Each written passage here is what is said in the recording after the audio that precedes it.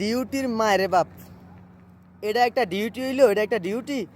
রাতের 1টা বাজে ডিউটি শুরু, 1টা বাজে তো দিন 11টা পর্যন্ত।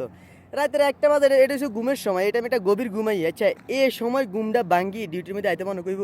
আরেকটা কথা, তো ঘুমাইম কত নে খাইম কত নে, খানার টাইম আর ঘুমানোর টাইম এটা অ্যাডজাস্টমেন্ট করেন যাইব, কোনো সুযোগ আছে?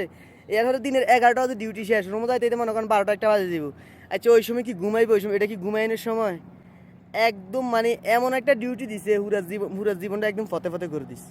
সৌদি আরবে মনে করেন জুন জুলাই আগস্ট এই 3টা মাস আইলে হয় কি আপনার এই অতিরিক্ত গরমের কারণে ডিউটিটা পরিবর্তন হয়। কারণ সৌদি আরবের নিয়ম অনুযায়ী আপনার দিনের 12টাতে 3টে পর্যন্ত ডিরেক্ট সূর্যের নিচে কোনো ওয়ার্কার কাম করতে দিত না, ইয়াল্লা ডিউটিটা চেঞ্জ করে।